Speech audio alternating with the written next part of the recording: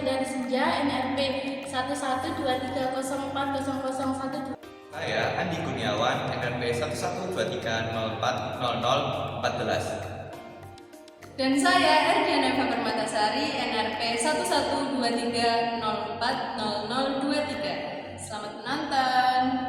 Pendapatan adalah jumlah uang atau nilai ekonomi yang diterima atau dihasilkan oleh suatu individu, rumah tangga, atau organisasi tertentu.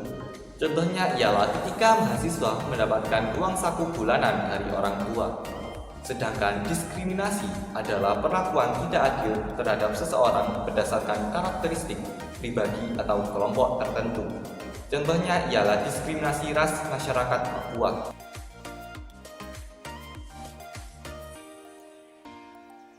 Yang pertama ialah perbedaan yang menyeimbangkan. Perbedaan yang menyeimbangkan merupakan perbedaan upah yang muncul akibat dari ciri-ciri yang tidak berhubungan dengan uang atau non-moneter.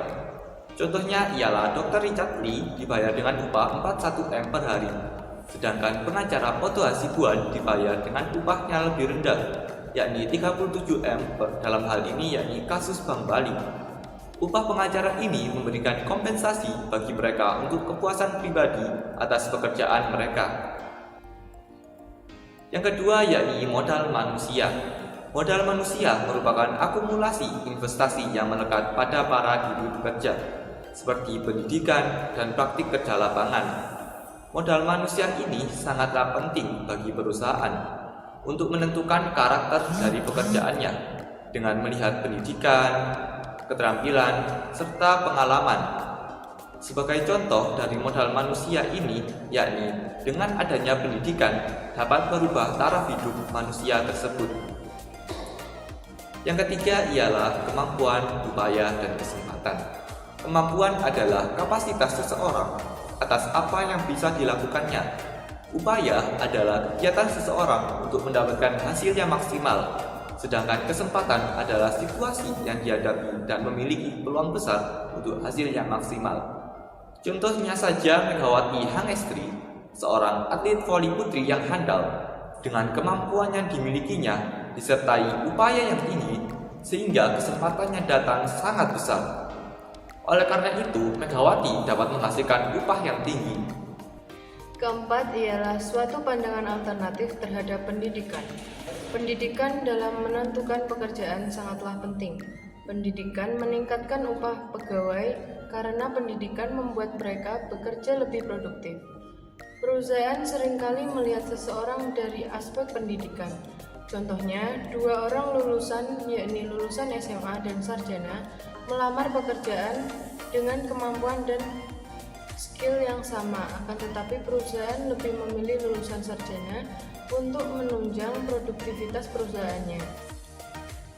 Yang kelima, upah di atas keseimbangan. Upah di atas keseimbangan ini ditentukan oleh peraturan upah minimum yang ditetapkan oleh pemerintah melalui undang-undang. Kemudian yang kedua yakni serikat pekerja. Serikat pekerja seringkali melakukan tawar-menawar dengan melakukan pemogokan kerja ataupun dengan unjuk rasa. Gambar tersebut merupakan unjuk rasa buruh di Sidoarjo.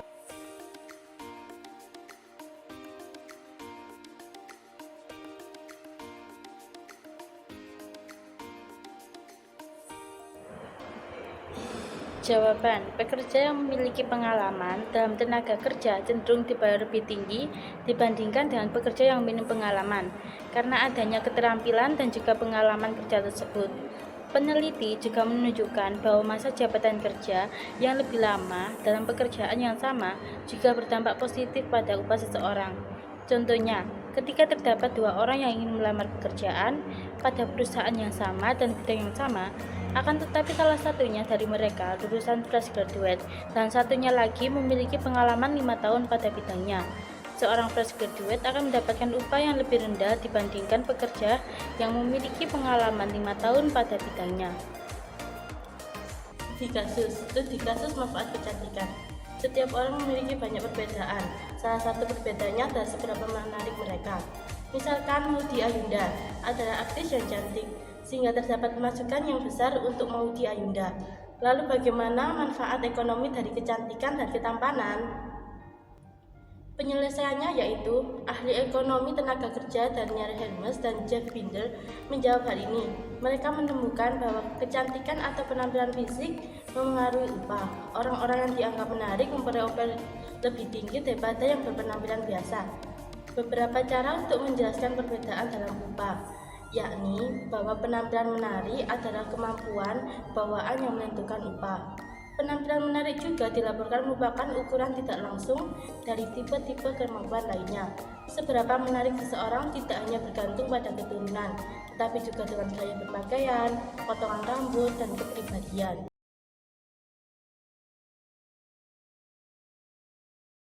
Keep dancing all night long.